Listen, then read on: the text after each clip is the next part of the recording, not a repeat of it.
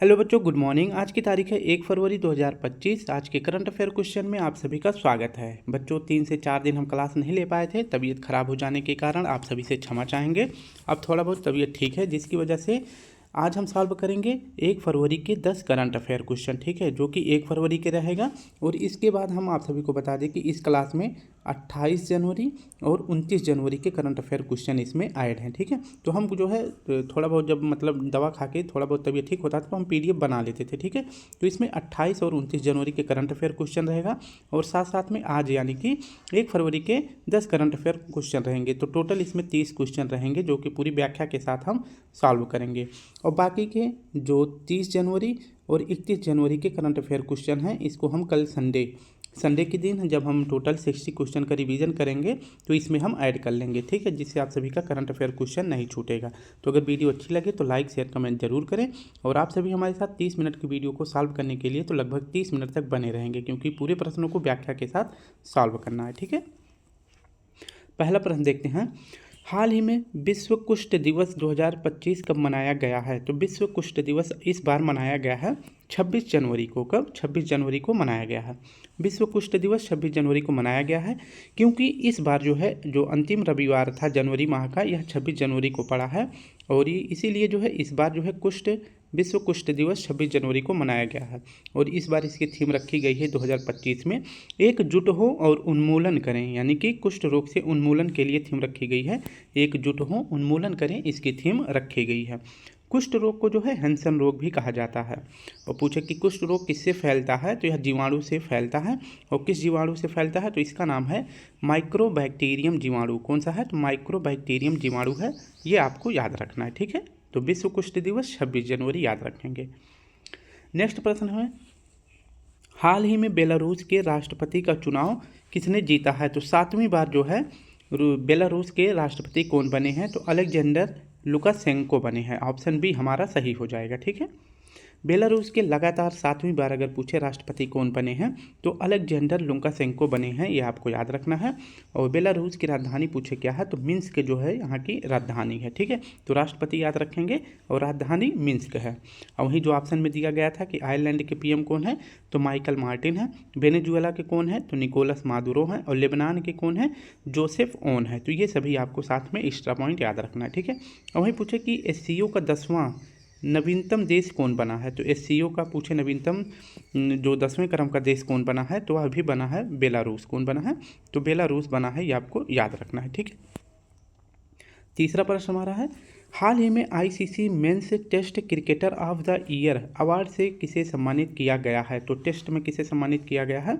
जसप्रीत बुमराह को। Option C हमारा सही हो जाएगा। इसकी अगर व्याख्या देखें तो आईसीसी अवार्ड में अगर पूछे टेस्ट श्रेणी में पुरुष टेस्ट प्लेयर किसको मिला है अवार्ड, तो यह जसप्रीत बुमराह को मिला है। वहीं पूछे महिला में किसको मिला है टेस्ट में, तो स्मृति मंदाना को मिला है। वहीं आईसीसी में अगर पूछे T20 में पुरुष का अवार्ड किसको मिला है, तो अर्शदीप सिंह को मिला है। किसको? अर्शदीप सिंह को मिला है। आईसीसी अवार्ड अगर पूछे वनडे में किसको मिला है, तो उमर जेई को मिला है पुरुष में, ठीक है। किसको? उमर जेई को मिला है। और वहीं अगर बात करते हैं कि जो आईसीसी है यानी इंटरनेशनल क्रिकेट कोर्ट है, इंटरनेशनल क्रिकेट काउंसिल है, इसका मुख्यालय अगर पूछे कहाँ है, तो दुबई में है। कहाँ पर है? दुबई में है, ये आपको याद रखना है। और इसका अध्यक्ष पूछे यानी हेड कौन है, तो जय शाह है। कौन है? तो इसके अध्यक्ष हैं जय शाह जी, ठीक है, ये आपको याद रखना है।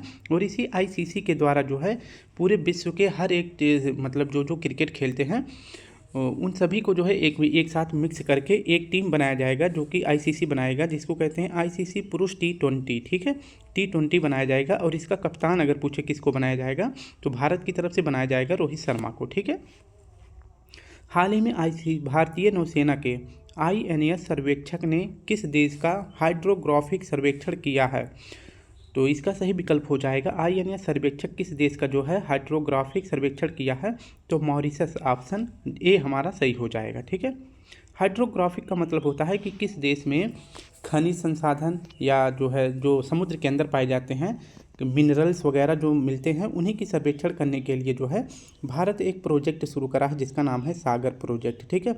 तो इस प्रोजेक्ट के तहत भारत अब तक कितने देशों में हाइड्रोग्राफिक सर्वेक्षण कर चुका है? तंजानिया में, सेशल्स में और श्रीलंका में। तो इन 3 देशों में कर चुका है। और भी हाल ही में INS सर्वेक्षक के द्वारा सागर प्रोजेक्ट के तहत इंडियन नेवी के द्वारा जो कि यह अगर पूछे कि आईएनएस सर्वेक्षक जो है कहाँ तैनात रहता है, तो यह कोच्चि में तैनात रहता है और इसका कार्य क्या है, तो सर्वे करना। ठीक है, तो आईएनएस सर्वेक्षक ने कहाँ पर सर्वेक्षण किया है, हाइड्रोग्राफिक सर्वेक्षण कहाँ किया है, तो अभी जो है मॉरिशस देश में किया है। ठीक है, तो 3 देश ये हैं और चौथा देश अभी हाल ही में कहाँ पर किया है, मॉरिशस में किया है कि यहाँ पे जो है तटीय क्षेत्र में या फिर इसके जो सीमा क्षेत्र आते हैं सागर के क्षेत्र में, वहाँ पे जो है मिनरल्स और खनिज वगैरह की खोज करने के लिए आईएनएस सर्वेक्षक से जो है समझौता किया गया है। ठीक है, और किस प्रोजेक्ट के तहत, तो सागर प्रोजेक्ट के तहत।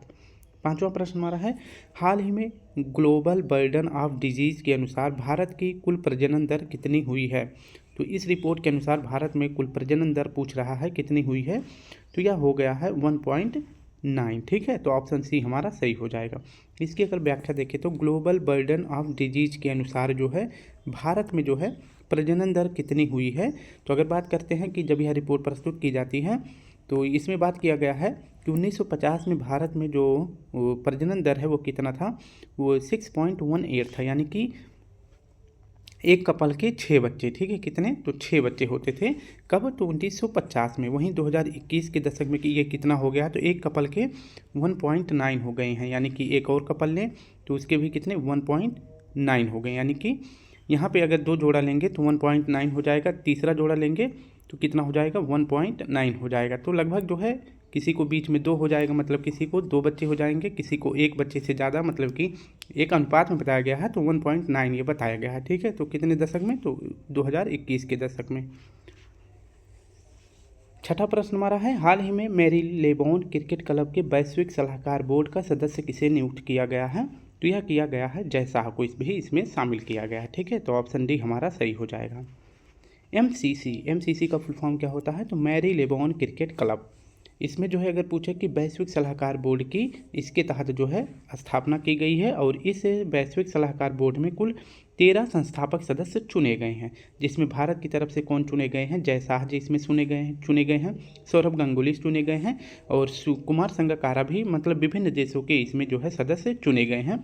और ये कहाँ के हैं, ये श्रीलंका के हैं। ठीक है, तो मैरीलेबोन क्रिकेट क्लब में भारत की तरफ से 2 लोग इसमें शामिल हुए हैं, जय शाह और सौरभ गांगुली इसमें शामिल हुए हैं। वहीं पूछे कि फिक्की फ्रेम्स के ब्रांड एम्बेसडर कौन चुने गए हैं, तो ये आयुष्मान खुराना चुने गए हैं। कौन, आयुष्मान खुराना चुने गए हैं, जो कि एक एक्टर हैं। हाल ही में समान नागरिक संहिता यानी यूसीसी लागू करने वाला पहला राज्य कौन सा है, तो ये जो है 26 जनवरी से लागू हो गया है और ये कहाँ पर लागू हुआ है, तो उत्तराखंड में लागू हो गया है।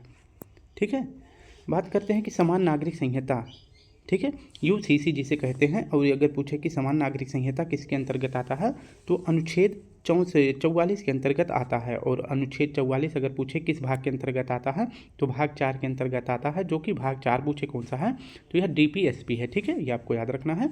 अगर पूछे कि हमारे देश में जब पुर्तगाली आए थे 1498 में, ठीक है, तो 1498 में पुर्तगाली हमारे देश में आए थे, तो उस टाइम में जो है पुर्तगालियों ने गोवा में यूसीसी लागू किया था। ठीक है, और तभी से लेकर अब तक यानी कि 2025 तक भारत के अगर पूछे कि किस राज्य में यूसीसी लागू था, तो वह गोवा में लागू था। ठीक है, क्योंकि यह पुर्तगालियों के द्वारा लगाया गया था और तब से लेकर अब तक यह लागू ही था। लेकिन अगर पूछे कानून बनाकर यूसीसी को लागू करने वाला पहला राज्य कौन बन गया है, तो उत्तराखंड बन गया है। ठीक है, और यह कब लागू हुआ है, तो सॉरी मैंने 26 जनवरी बता दिया था, तो यह 27 जनवरी 2025 से यह लागू हो गया है। कहाँ पर, उत्तराखंड में। और पूछे उत्तराखंड के सीएम कौन है, तो पुष्कर सिंह धामी जी यहाँ के सीएम है। ठीक है, तो यूसीसी लागू करने वाला पहला राज्य कौन बन गया है, उत्तराखंड बन गया है।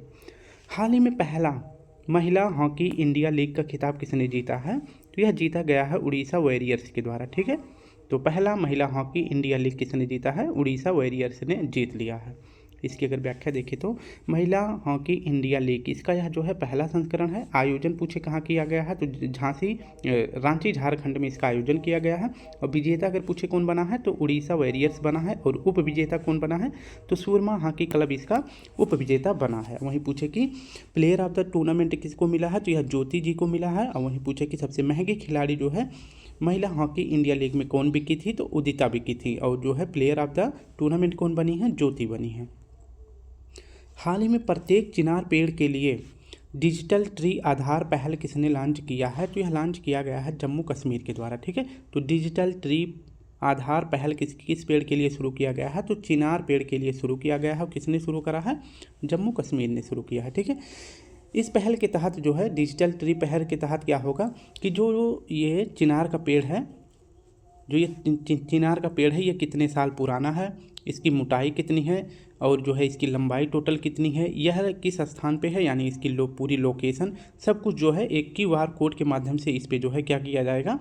चस्पा किया जाएगा। यानी इस पर जो है QR कोड जो है इस पेड़ के तने पे जो है क्या किया जाएगा? चिपका दिया जाएगा। ठीक है, एक बार कोड जो है चिपका दिया जाएगा। अगर वहाँ पे कोई टूरिस्ट जाता है या फिर कोई आम नागरिक जाता है, अगर वो QR कोड स्कैन करेगा तो उसके पेड़ के बारे में सारी डिटेल जो है मिल जाएगी। तो इस प्रकार का पहल जम्मू कश्मीर ने शुरू किया है। हाल ही में इलेक्ट्रॉनिक मीडिया श्रेणी में मतदाता जागरूकता के लिए किसे CICI मीडिया पुरस्कार से सम्मानित किया गया है? तो ECI मीडिया पुरस्कार से किसे सम्मानित किया गया है? किसके लिए? मतदाता जागरूकता के लिए। तो यह सम्मानित किया गया है दूरदर्शन TV को। ठीक है, आज तक या NDTV को इनको नहीं मिला है, क्योंकि ये लोग कौन है? 20 कन्या है। ठीक है, बात करते हैं कि मतदाता जागरूकता के लिए दूरदर्शन को सम्मानित किया गया है किस पुरस्कार से? तो ECI मीडिया पुरस्कार से सम्मानित किया गया है। किसने किया है?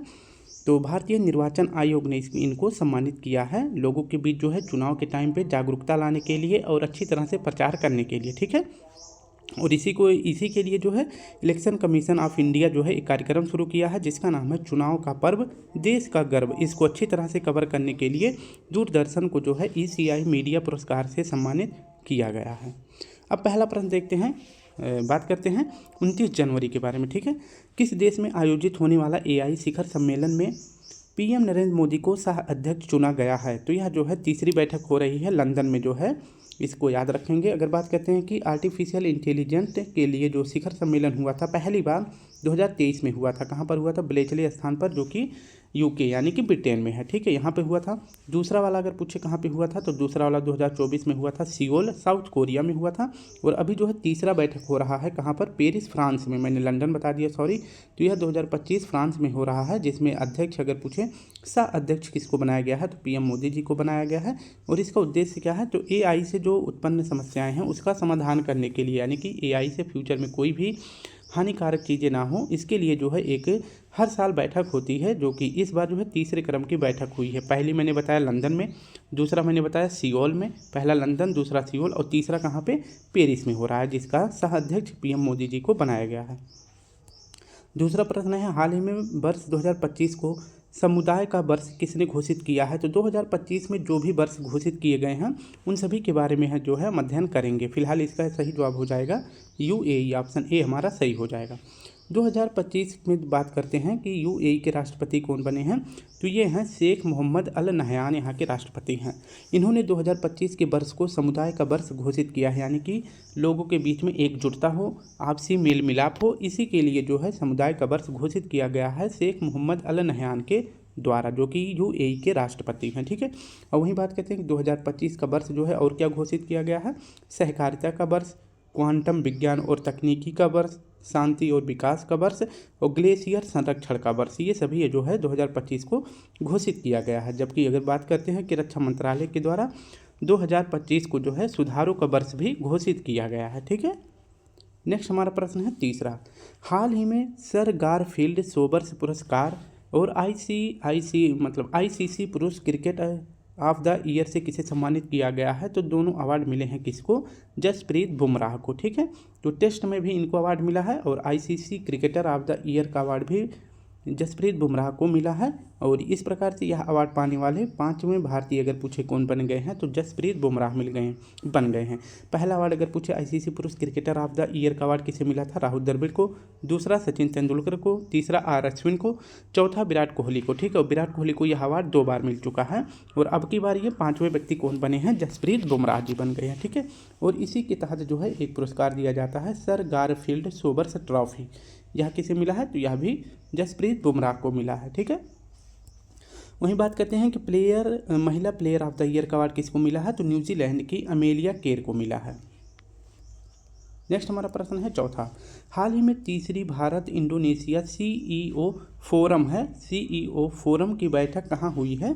तो यह हुआ है नई दिल्ली में। पहली बार भी नई दिल्ली में हुआ था, दूसरी बार जो है जकार्ता में हुआ था और तीसरी बार फिर जो है कहाँ पे हो रही है, नई दिल्ली में हो रही है। ठीक है, और पूछे कि CEO फोरम की तीसरी बैठक कहाँ हो रही है, नई दिल्ली में हो रही है, जिसमें भारत और इंडोनेशिया की यह बैठक है। ठीक है, और इसमें इंडोनेशिया के जो राष्ट्रपति हैं प्रबोवो सुबियांटो इसमें भाग लिए हैं और यहीं पर जो है इन्हें ब्रह्मोस मिसाइल देने के लिए भी प्रस्ताव रखा गया है। ठीक है, और अगर पूछे कि ब्रह्मोस मिसाइल का पहली बार निर्यात किस देश को किया गया था, तो यह फिलीपींस को किया गया है और दूसरा देश जो है इंडोनेशिया बन गया है, लेकिन अभी इसे निर्यात नहीं किया गया है, सिर्फ बात ही चल रही है। और हमारे जो 26 जनवरी के मुख्य अतिथि बनाए गए थे वो भी प्रबोवो सुबियांटो बनाए गए थे, ये आपको याद रखना है। ठीक है, पांचवा प्रश्न हमारा है, हाल ही में 38वें राष्ट्रीय खेल कहाँ प्रारंभ हुए हैं। 37वां अगर बात करते हैं कहाँ पे हुआ था, तो यह गोवा में हुआ था। कहाँ पर, गोवा में हुआ है। और 38वें की बात करते हैं तो यह उत्तराखंड में हुआ है। ठीक है, ऑप्शन सी हमारा सही हो जाएगा। 38वें क्रम का राष्ट्रीय खेल का आयोजन अगर पूछे कहाँ किया गया है, तो देहरादून उत्तराखंड में किया गया है। स्टेडियम पूछे कौन सा है, तो राजीव गांधी क्रिकेट स्टेडियम है, यहाँ से शुरू हो गया है। और पूछे कि इसका जो है शुभंकर क्या है, तो मोली पक्षी या शुभंकर है। और यहाँ पे जो मसाल थी, जो ये मसाल होता है आप सभी देखे होंगे, उस मसाल का क्या नाम रखा गया है, उसका नाम रखा गया है तेजस्वनी। क्या नाम रखा गया है, तेजस्वनी नाम रखा गया है। और इस मसाल को पकड़ने वाले कौन हैं, तो लक्ष्य सेन जी हैं। ठीक है, कौन है, तो ये लक्ष्य सेन जी हैं। ठीक है, नेक्स्ट अगर बात करते हैं, हाल ही में अंतर्राष्ट्रीय होलोकास्ट स्मरण दिवस 2025 कब मनाया गया है, तो यह मनाया गया है 27 जनवरी को। कब, 27 जनवरी को मनाया गया है। इसकी व्याख्या देखें तो अंतर्राष्ट्रीय होलोकास्ट स्मरण दिवस कब मनाया गया है, तो 27 जनवरी को मनाया गया है। होलोकास्ट का क्या मतलब होता है, नरसंहार। जैसे आप सभी ने देखा हिटलर ने किस तरह से लोगों का नरसंहार किया है, यहूदियों का, जैसे उनको एक कमरे में बंद करके विषैली गैस छोड़ देता था और 24 घंटे बाद आकर देखता था तो एक तरफ से सभी लोग मर जाते थे। तो इसी तरह का जो जीर्णोद्धार यानी कि नरसंहार हुआ है, उसी को याद करने के लिए अंतर्राष्ट्रीय होलोकास्ट स्मरण दिवस मनाया गया है 27 जनवरी को, क्योंकि 27 जनवरी 1945 को सेकेंड वर्ल्ड वार जो है स्टार्ट हो गया था। ठीक है, तो इसी को याद करते हुए इस प्रकार की घटना को फ्यूचर में ना हो, इसलिए जो है अंतर्राष्ट्रीय होलोकास्ट स्मरण दिवस मनाया जाता है, क्योंकि यह लोगों की याद में बना रहे कि यह कितना भयावह स्थिति हो सकती है। ठीक है, नागरिक उड्डयन महानिदेशालय से इलेक्ट्रिक वर्टिकल टेक ऑफ और लैंडिंग विमान के लिए टाइप प्रमाण पत्र प्राप्त करने वाली पहली निजी कंपनी कौन सी है, तो ई प्लेन कंपनी है। ऑप्शन ए हमारा सही हो जाएगा। इसकी अगर व्याख्या देखें तो ई प्लेन कंपनी जो कि IIT मद्रास का एक स्टार्टअप है। ठीक है, तो IIT मद्रास का स्टार्टअप क्या है, ई प्लेन कंपनी है। इसको जो है नागरिक उड्डयन महानिदेशालय द्वारा इलेक्ट्रिक वर्टिकल टेक ऑफ और लैंडिंग के लिए टाइप प्रमाण पत्र प्राप्त हो चुका है। और जो ई प्लेन कंपनी के द्वारा जो वाहन बनाया गया है उसका नाम अगर पूछे क्या है, तो eVTOL है, यानी कि इलेक्ट्रिक के माध्यम से जो है जो ये वाहन है, यानी कि ये कार है, यह जो है हवा में उड़ भी सकती है। तो इसको जो है इलेक्ट्रिक वर्टिकल मतलब इसको जो है उड़ान भी भर सकती है और यह जो है टेक ऑफ यानी लैंडिंग भी कर सकती है और उड़ सकती है। किसके माध्यम से, तो इलेक्ट्रिक के माध्यम से। ठीक है, तो इसको जो है प्रमाण पत्र किसके द्वारा दिया गया है, तो नागरिक उड्डयन महानिदेशालय के द्वारा इसको जो है प्रमाण पत्र मिल चुका है। और इसका नाम क्या है, eVTOL वाहन है, जो कि ई प्लेन कंपनी के द्वारा बनाया गया है। और यह कंपनी जो है IIT मद्रास का एक स्टार्टअप है। हाल ही में राष्ट्रीय टेबल टेनिस चैंपियनशिप 2025 का महिला एकल का खिताब किसने जीता है, तो दिया चितले जीती है महिला में। ठीक है, और पुरुष में कौन जीता है, तो पुरुष में जीते हैं मानुष शाह। ठीक है, बात करते हैं राष्ट्रीय टेबल टेनिस चैंपियनशिप 2025 86वें क्रम का है। आयोजन सूरत गुजरात में किया गया है। और इसका अगर पूछे पुरुष विजेता कौन बना है, तो मानुष शाह बने हैं। और वहीं महिला विजेता कौन बनी है, तो दिया चितले बनी है। ठीक है, तो ये दोनों आपको याद रखना है। नेक्स्ट प्रश्न देखते हैं, हाल ही में इंदिरम्मा आत्मीय भरोसा और इंदिरम्मा इंदलू योजना को किसने प्रारंभ किया है, तो इसका सही विकल्प हो जाएगा तेलंगाना ने शुरू किया है। इसकी व्याख्या देखेंगे, तेलंगाना में एक योजना शुरू किया गया था रायथू भरोसा योजना। यह योजना बहुत पहले शुरू किया गया था, मतलब 7-8 महीने पहले शुरू किया गया था। और किसके लिए, तो यह किसानों के लिए शुरू किया गया था। ये ऐसे किसान थे जिनके पास खुद की भूमि नहीं थी, ये दूसरे की भूमि पे जो है क्या करते थे, खेती करते थे। तो इनको जो है इस किसान को जो है 12,000 रुपये प्रति वर्ष दिया जाता था। कितना, तो 12,000 रुपये प्रति वर्ष दिया जाता था, ये आपको याद रखना है।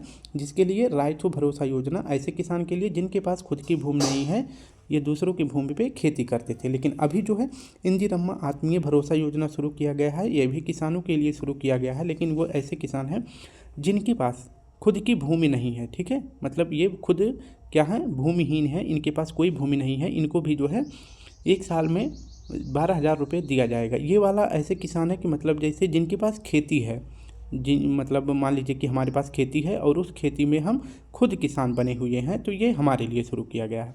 और ये ऐसे किसान हैं, मान लीजिए आप ऐसे किसान हैं जिनके पास आप जो है आपके पास क्या नहीं है, भूमि नहीं है, आप भूमिहीन हैं, आपको जो है सालाना 12,000 रुपये दिया जाएगा, क्योंकि आप दूसरे के खेत में जाके खेती करते हैं, तो ये आपके लिए है। ठीक है, और एक योजना शुरू किया गया है इंदिरम्मा इंदलू योजना। ये एक योजना बेघर, जो ऐसे किसान हैं जो बेघर हैं या ऐसे लोग हैं जो बेघर हैं, उनके पास घर नहीं है, तो उनको घर बनवाने के लिए सहायता दिया जाएगा। इसके तहत जो है 5 लाख रुपए जो है दिया जाएगा। कितना? तो 5 लाख रुपए दिया जाएगा। और पूछे कि यह योजना कहाँ शुरू करी गई है, तो यह तीनों योजनाएं शुरू करी गई है तेलंगाना में। और तेलंगाना के सीएम पूछे कौन है, तो रेवंत रेड्डी जी हैं।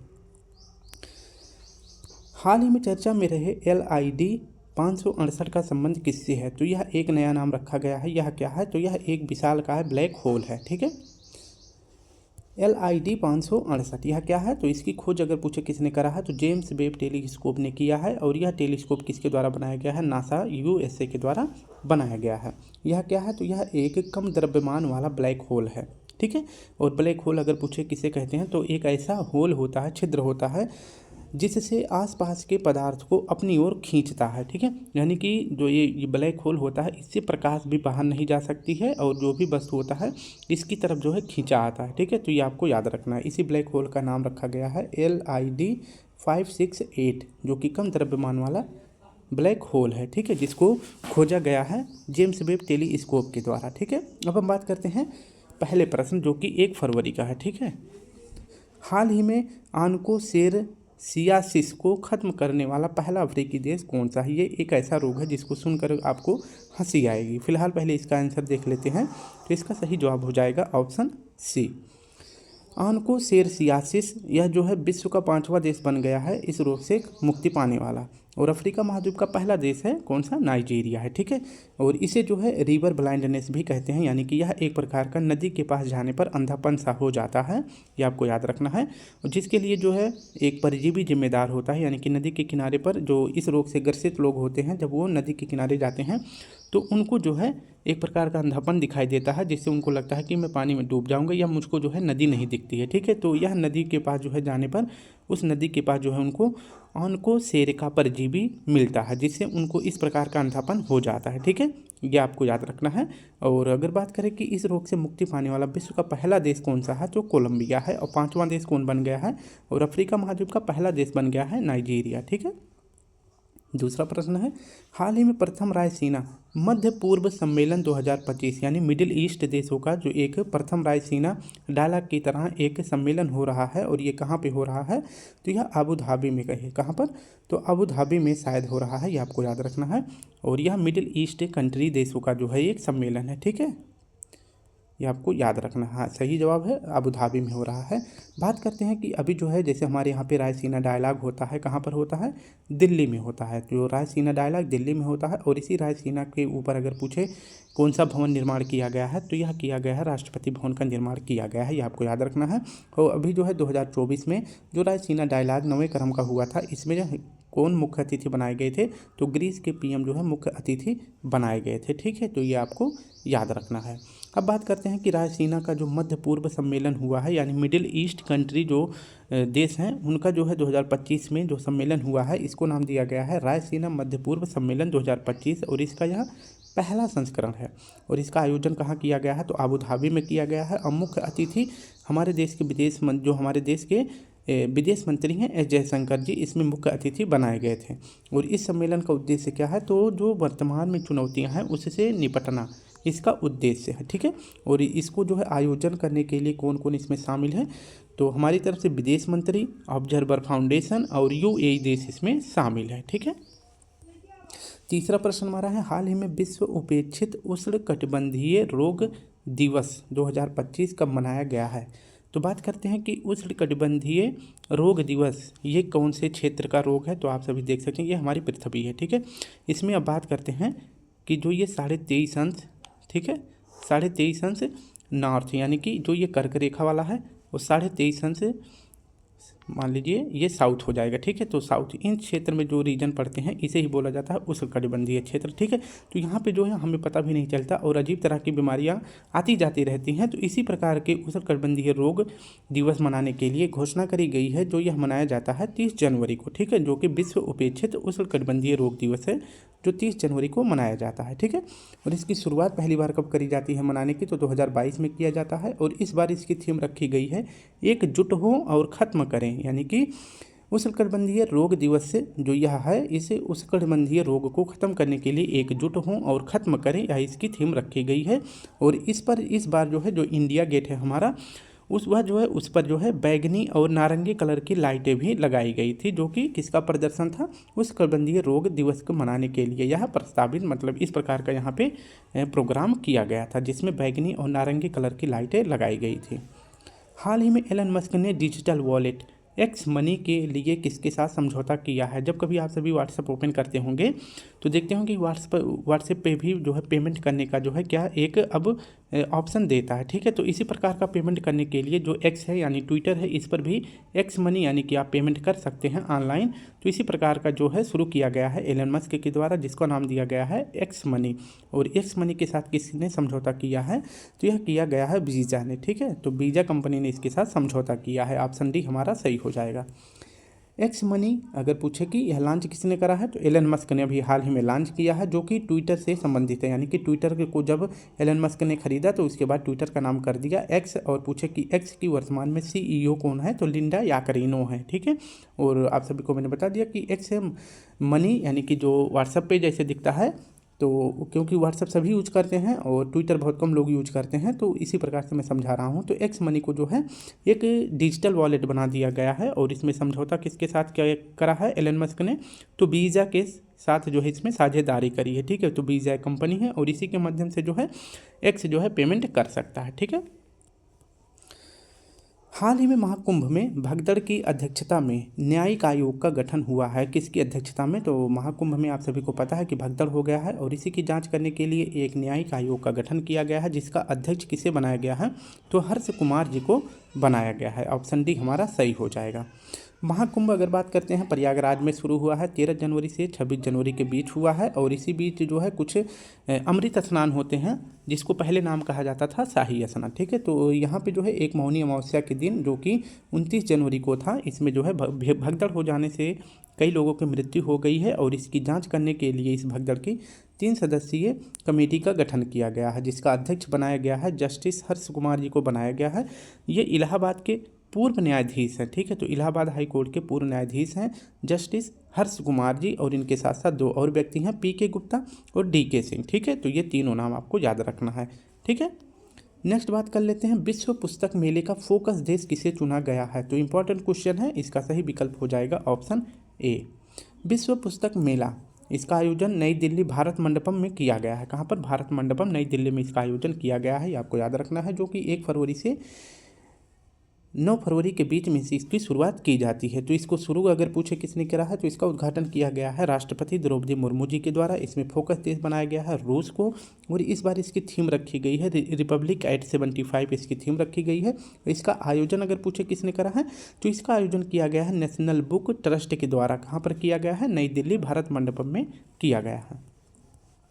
7वां प्रश्न है, और ये काफ़ी बड़ा प्रश्न है, क्योंकि इसमें आप सभी को इतना पढ़ लेंगे तो कुमार गौरव सर का जो इवनिंग में आज क्लास लेने वाले हैं 8 बजे, उसको लेने की ज़रूरत नहीं है। ठीक है, क्योंकि इसमें आप सभी को सिर्फ फैक्ट देखने को मिलेगा। ठीक है, बस इतना याद कर लेंगे, आपका क्वेश्चन सॉल्व हो जाएगा। बात करते हैं कि आर्थिक सर्वेक्षण 2024-25 में वित्त वर्ष 2025 के लिए वास्तविक जीडीपी का कितने प्रतिशत रहने का अनुमान लगाया गया है। तो इसका सही विकल्प हो जाएगा ऑप्शन बी। इसको पूरी व्याख्या के साथ देखते हैं। जीडीपी जो होता है, यानी जो बजट होता है हमारा, बजट के एक दिन पहले क्या पेश किया जाता है, आर्थिक सर्वेक्षण पेश किया जाता है, जो कि 2024-25 के लिए पेश किया गया है। ठीक है, पहले जो ये बजट था और आर्थिक सर्वेक्षण ये दोनों एक साथ प्रस्तुत किया जाता था 1950 में, ठीक है, क्योंकि 1950 से 51 में जो है बजट जो है हमारा प्रस्तुत मतलब शुरू किया गया है, बजट प्रस्तुत करना शुरू किया गया है। लेकिन 1964 में जो बजट है और आर्थिक सर्वेक्षण इन दोनों को जो है अलग कर दिया गया, जिसके तहत जो है आर्थिक सर्वेक्षण बजट के एक दिन पहले प्रस्तुत किया जाने लगा 1964 से, ठीक है। यानी कि अगर बात करते हैं कि आर्थिक सर्वेक्षण कब पेश किया गया है, तो यह 31 जनवरी को पेश किया गया है और आज यानी 1 फरवरी को बजट पेश किया जाएगा, ये आपको याद रखना है, ठीक है। अब बात कर लेते हैं कि इसका निर्माण कौन करता है। तो पूरे साल जो है आर्थिक सर्वेक्षण अगर पूछे किसे कहते हैं, तो पूरे साल में जो भी सरकार के द्वारा किया गया कार्य होता है उसी को आर्थिक सर्वेक्षण किया जाता है, मतलब कि उसकी खोजबीन करी जाती है। किसके द्वारा? मुख्य आर्थिक सलाहकार के द्वारा किया जाता है, जो कि वर्तमान में पूछे कौन है, तो डॉक्टर अनंत नागेश्वरन जी हैं, ठीक है। और इसी आर्थिक सर्वेक्षण के द्वारा एक साल का जो है वास्तविक आंकड़ा प्रस्तुत किया जाता है। अब आप सभी को रटने के लिए यहाँ से मिलेगा, ठीक है। अब बात करते हैं कि वास्तविक आंकड़ा के अंतर्गत अगर पूछे कि आर्थिक सर्वेक्षण में जीडीपी वृद्धि दर कितना अनुमानित किया गया है 2024-25 में, तो 6.4% किया गया है। और इस बात करते हैं कि जो आर्थिक सर्वेक्षण है अगर पूछे इसमें क्या क्या प्रस्तुत किया जाता है, महंगाई के बारे में बताया जाता है, जीडीपी के बारे में बताया जाता है, कृषि के बारे में बताया जाता है, बेरोजगारी के बारे में बताया जाता है, और एक साल के अंदर कितना नेशनल हाईवे बनाया गया है, इन सभी के बारे में जो है आर्थिक सर्वेक्षण के बारे में मतलब बताया जाता है, ठीक है। तो इसी आर्थिक सर्वेक्षण के अंतर्गत वास्तविक आंकड़ा प्रस्तुत किया जाता है। जो बजट होता है ये अगले एक साल का डाटा इसमें डाला जाता है, यानी कि जो 2025 में हम करने वाले हैं उसके बारे में किसमें बताया जाता है, बजट में बताया जाता है। लेकिन जो आर्थिक सर्वेक्षण होता है इसमें जो एक साल में हो चुका है उसके बारे में बताया जाता है, यानी ये पास्ट के लिए होता है, ये फ्यूचर के लिए होता है। तो इसमें मैंने बता दिया जीडीपी के बारे में, महंगाई के बारे में, कृषि के बारे में, बेरोजगारी के बारे में बताया जाता है। तो बात करते हैं कि वास्तविक जीडीपी वृद्धि दर कितनी बताई गई है 2024-25 में, तो 6.4% बताया गया है। वहीं 25-26 के लिए आंकड़ा कितना बताया गया है आर्थिक सर्वेक्षण के अनुसार, तो यह बताया है कि 6.3 से लेकर 6.8 के बीच में रहने वाला है, ठीक है। तो 2025-26 का ये रहेगा। और वहीं अगर बात करें कि जो आर्थिक सर्वेक्षण के अनुसार जीडीपी वृद्धि दर 2023-24 में कितना प्रतिशत रही थी, तो यह 2023-24 में रही थी 8.2%, और वहीं 24-25 में 6% रही है, और यह अगले साल कितनी रहने वाली है, तो यह 6.3 से लेकर 6.8% तक रहेगी। फिर एक प्रश्न याद रखना यहाँ से, अब बात करते हैं कि उपभोक्ता मूल्य सूचकांक में जो मुद्रास्फीति है यानी महंगाई है फिनेंशियल ईयर का मतलब होता है 2025 के लिए, ठीक है, लेकिन इसको 2026 बोला गया है, तो ये आपको याद रखना है, ठीक है। तो फिनेंशियल ईयर 2026 के लिए अगर पूछे कि मुद्रास्फीति का अनुमान कितना लगाया है, तो यह 4% लगाया गया है। कितना? 4% है। वहीं विदेशी मुद्रा भंडार में अगर पूछे कि भारत के पास कुल कितनी मुद्रा भंडारण क्षमता है, तो यह डाटा प्रस्तुत किया गया है 3 जनवरी 2025 तक का बताया गया है कि भारत के पास जो है कुल कितना विदेशी मुद्रा भंडार है, तो $634.6 मिलियन जो है भारत के पास कुल विदेशी मुद्रा भंडार है, ये भी आपको याद रखना है। वहीं कृषि के मामले में अगर पूछा जाए फिनेंशियल ईयर 2025 में कितना अनुमान लगाया गया है वृद्धि दर का, तो 3.8% का जो है वृद्धि अनुमान लगाया गया है। किस क्षेत्र में? तो कृषि के क्षेत्र में लगाया गया है। नेक्स्ट अगर बात करते हैं कि भारत में जो है बेरोजगारी दर जो है यह बताया गया है कि जो है बेरोजगारी दर भारत में घटी है, क्योंकि जो है हम लोग जैसे जो पढ़े लिखे लोग हैं उनको जो है सरकार चाहती है कि मनरेगा वगैरह में काम करें, लेकिन हम लोग चाहते क्या है कि नहीं, हम लोग पढ़े लिखे हैं, अगर इतना मतलब मनरेगा में ही काम करना है तो इतना पढ़ाई क्यों किए थे, ठीक है। तो उनके अनुसार वो काम नहीं करना चाहते और हमारे अनुसार हम बेरोजगार हैं, ठीक है। तो सरकार के अनुसार जो डाटा प्रस्तुत किया गया है इसमें बेरोजगारी दर 23-24 कितना बताया गया है, तो 3.2% बताया गया है, ठीक है, ये आपको याद रखना है। वही है कि हमारे देश में 2025 यानी फिनेंशियल ईयर 2025 में कितना नेशनल हाईवे बन चुका है, तो 5,853 किलोमीटर बन चुका है 2024 में, लेकिन इसको बोला जाता है 2025 का वर्ष, ठीक है। तो फिनेंशियल ईयर में इतना बन चुका है।